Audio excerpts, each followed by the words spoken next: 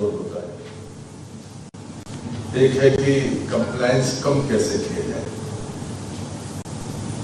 और दूसरा होता है कि कामकाज में, वो भी संस्थागत कामकाज में, पारदर्शिता कैसे हो और शुचिता कैसे सुनिश्चित हो जाए। जब हम संस्थागत इन बातों की चर्चा करते हैं तो ये बात बड़ी साफ है कि संस्था को ठीक से कैसे काम करवाया जाए, इसकी जिम्मेदारी यहाँ पर बैठे हुए लोगों के ऊपर है। और मुझे इस बात का गर्व है कि जब से देश पर प्रधानमंत्री नरेंद्र मोदी जी ने काम शुरू किया तो संस्थागत ईमानदारी की तरफ बहुत तेजी के साथ में पेश बढ़ रहा है। लेकिन उन चीजों को रेमबर के साथ आगे बढ़ाने वाले जो हाथ हैं या जो लोग हैं वो आप हैं। एक होता है कि वातावरण बनता है और वातावरण के साथ चीजें आगे चलती हैं, लेकिन वो सतत और सुधारों के साथ बेहतर तरीके से आगे जाती जाए, ये देश के लिए भी ठीक होगा और दुनिया में हम अपनी साख भी बना पाएंगे। क्योंकि में दो चुनौतियां आज भी हमारे सामने हैं, बढ़ती जनसंख्या और उसकी आवश्यकताओं की पूर्ति। और जो बात सेक्टर के अध्यक्ष कह रहे थे कि देश में सबसे ज्यादा नौजवान हमारे पास है, वो टैलेंटेड भी है और उसकी प्रतिभा का लोहा मनवाने के लिए हमें कुछ करना नहीं पड़ता। वो अपनी जो उसकी प्रतिभा है वो अपने मुकाम पर प्रतिष्ठित है। दुनिया मानती है कि भारतीय नागरिक जब कभी किसी क्षेत्र में काम करता है तो उससे ज्यादा परिश्रमी और उससे ज्यादा लक्षित काम करने वाला कोई दूसरा व्यक्ति नहीं। और इसलिए मैं एक कहानी से अपनी बात शुरू करता हूँ जो शायद हमको रिलीवेंट लगेगी। एक गुरुकुल में एक बहुत अच्छे आचार्य थे, उनकी प्रतिष्ठा दूर दूर तक थी, तो स्वाभाविक है कि राजे महाराजे कोई बड़े व्यवसायी सब अपने बच्चों को वहां पढ़ने के लिए भेजते थे, क्योंकि शिक्षा के साथ में बाकी चीजें भी वहां पर उनको मिलती थी, ज्ञान मिलना, जानकारियां मिलना, लेकिन साथ में नैतिक चरित्र के साथ जीवन आगे बढ़े ऐसी वहां पर प्रशासन की व्यवस्था थी। तो वो कठोर भी थे, लेकिन बाद में कहते हैं कि जब उनकी पुत्री का एक बार विवाह का अवसर आया तो जब प्रकट कर देखा कि मेरा तो जीवन में धन कमाया नहीं, मैं ज्ञान देता रहा, लोगों को बनाता रहा, लेकिन पैसे की तरफ ध्यान नहीं गया, तो मेरी बेटी का विवाह कैसे होगा। बाकी लोगों को भी लगा कि नहीं ये बात भी सच है कि इन्हें पैसा नहीं कमाया। सबने मिलकर तय किया कि नहीं सारे लोग उसको योगदान करेंगे, और उसमें छात्रों ने अगुवाई की कि हम लोग कुछ ना कुछ हिस्सेदारी जरूर करेंगे। उन्होंने इस बात को इनकार कर दिया, बोले मैं ऐसी परंपरा का निर्माण नहीं कर सकता कि जो लोग मुझे ज्ञान मुझसे लेने के लिए आते हैं उसके बदले वो मुझे कुछ व्यक्तिगत तौर पर लाभ देकर जाए। इनकार कर दिया। दूसरी कोशिश हुई कि आप किसी को पता नहीं चलेगा, तब तो आप चुपचाप ले सकते हैं, किसी को नहीं मालूम होगा। उन्होंने कहा कि नहीं ये भी तो चोरी हुई, तो कोई देखेगा ही नहीं, तो फिर चोरी कैसे हुई। हम अपने योगदान को करना चाहते हैं, इसमें चोरी जैसी कोई चीज नहीं है। उसमें कुछ चुप रहे, उन्हें खाने का कहते कि बेटी की शादी हुई और सारे लोग कुछ ना कुछ लेकर आए, लेकिन उसमें एक व्यक्ति ऐसा था जो कुछ लेकर नहीं आया। जब उस सारे लोगों ने पूछा कि भाई तो कुछ लेकर नहीं आया, ये तो तय हुआ था कि सारे लोग योगदान करेंगे। उसने जो बात कही वो बहुत महत्व की बात थी।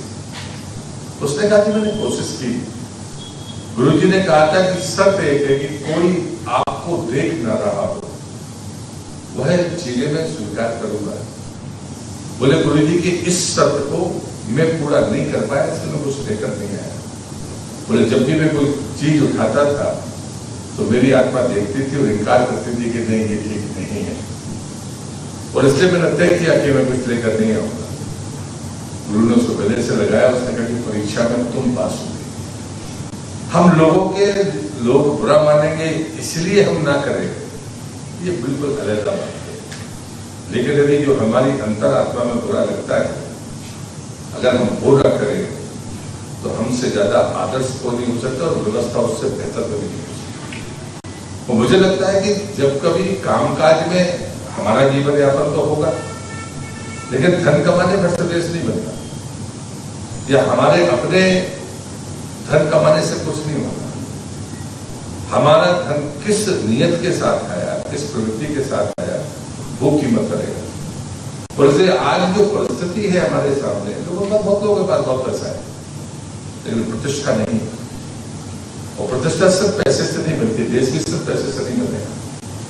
नैतिक मूल्यों के साथ हमारी व्यवस्था आगे बढ़ेंगी तो देश भी गौरवान्वित होगा, दुनिया में हमारा अपना मुकाम होगा। उस व्यवस्था से चलाने के लिए कई बार हमको लगता है कि हम तो सर्विस दे रहे हैं, कैरियर बनाना, पैसे कमाना, सर्विस देना, ये हमारी जिम्मेदारी है, हम करेंगे। हम अर्थ क्रांति की तरफ आगे बढ़ रहे हैं, ये भी जरूरी है, लेकिन क्या इसके साथ में नैतिक क्रांति की जरूरत नहीं है? क्या हम नैतिक क्रांति के अगुवा बन सकते हैं अर्थ क्रांति के साथ? दोनों चीजें अलग नहीं चल सकती। और इसलिए मुझे लगता है कि कई बार हम जब काम करते हैं तो काम करते समय हमारे पास बहुत सारे अनुभव आते हैं, वो अनुभव अच्छे भी होते हैं, अनुभव बुरे भी होते हैं, लेकिन इस सबके बावजूद भी हमारी जिम्मेदारियां कम नहीं होती। अभी हम जब कॉफी पीते हुए बात कर रहे थे, मैंने एक होता है कि धार्मिक में कंपल्सन है कि आपके बगैर कोई कंपनी काम नहीं कर सकती, तो कंपल्सन है, लेकिन किस तरह से हम काम करेंगे, हमारी सलाह का स्वरूप क्या होगा, ये बातें हमें तय करनी होंगी।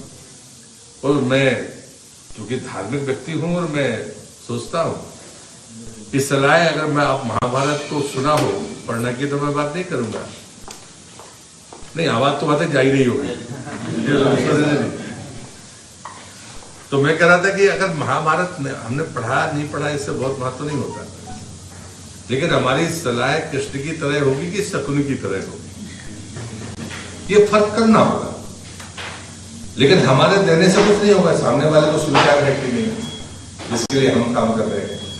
और ऐसे में कई बार लोगों से कहता हूं कि सबके शिक्षक एक पूरी क्लास है तो शिक्षक एक ही है, शिक्षा एक से ही मिल रही है, स्कूल भी एक है, वातावरण भी एक है, लेकिन हमारी प्रवृत्ति अलग होती है। और इसलिए मुझे लगता है कि हम एक बड़े मिशन के तौर पर जो एक बॉडी आपकी काम करती है वो इतने बड़े स्थान पर है कि हमारी जिम्मेदारियां बड़ी हैं। और ये कोई उद्बोधन मेरा मार्गदर्शन नहीं है आपको, मुझे कोई गलतफहमी नहीं है, मैं कोई गलतफहमी में जीने वाला आदमी नहीं हूं। मैं मानता हूं कि राजनीति की यात्रा आपसे ज्यादा है, और इसलिए उसके बावजूद भी मैं ये बात दृढ़ता से इसलिए कह रहा हूं कि जीवन में मैं तो कम से कम ये बात हम ठोकर कह सकता हूं कि धन से, सिर्फ धन से प्रतिष्ठा नहीं अर्जित की जा सकती। मुझे भी 3 दशक से ज्यादा चुनावी राजनीति में मैं हूं। जब बहुत छोटी उम्र थी मेरी, 28 साल, तब से हमने चलना शुरू किया था, बहुत सलाहें मिलती थी, अरे इन बातों में क्या रखा है, इन बातों में क्या करना।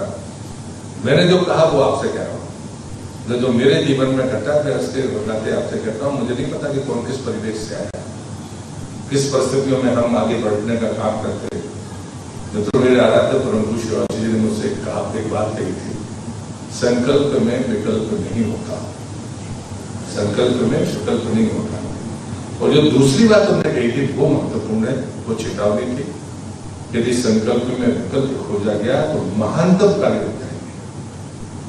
आपके पास धन होगा लेकिन आप महान कार्य के निमित्त नहीं बन सकते। और जब मुझसे कोई कहता था कि साहब बिना पैसे के तो राजनीति हो नहीं सकती, पता नहीं आप कौन सी दुनिया में घूमते हैं, तब तो ये 30 साल पुरानी बात थी, मैं नौजवान था, मेरे पास कुछ साधन भी नहीं थे।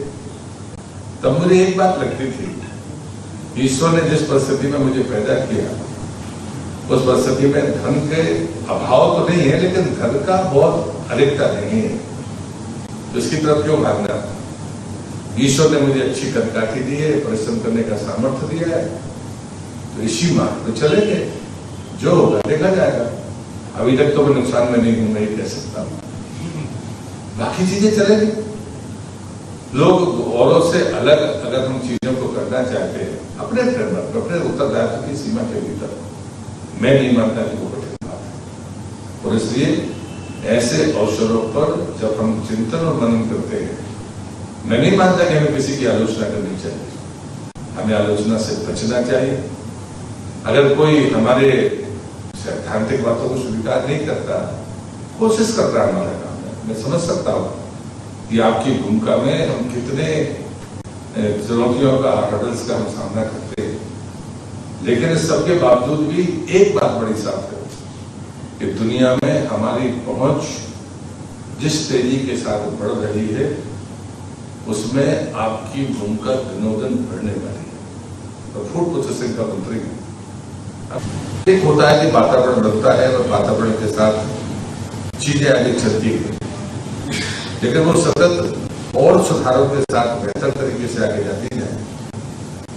ये देश के लिए भी ठीक होगा और दुनिया में हम अपनी साख भी बना पाएंगे। क्योंकि मैं दो चुनौतियां आज भी हमारे सामने हैं। बड़ा हम संस्थागत इन बातों की चर्चा करते हैं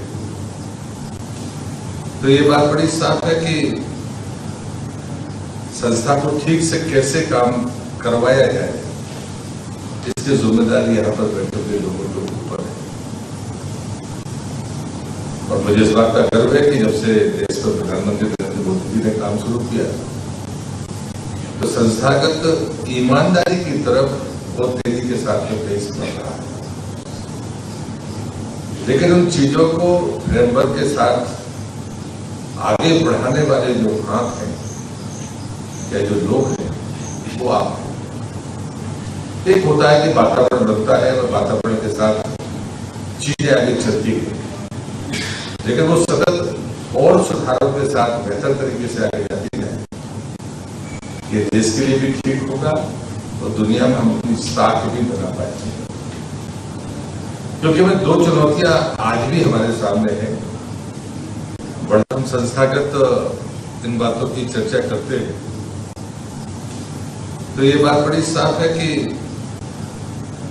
संस्था को ठीक से कैसे काम करवाया जाए, इसकी जिम्मेदारी यहाँ पर बैठे हुए लोगों के ऊपर है। और मुझे इस बात का गर्व है कि जब से देश पर प्रधानमंत्री नरेंद्र मोदी जी ने काम शुरू किया तो संस्थागत ईमानदारी की तरफ बहुत तेजी के साथ में पेश बढ़ रहा है। लेकिन उन चीजों को फ्रेमवर्क के साथ आगे बढ़ाने वाले जो हाथ हैं या जो लोग हैं, वो आप हैं। एक होता है कि वातावरण बनता है और वातावरण के साथ चीजें आगे चलती है, लेकिन वो सतत और सुधारों के साथ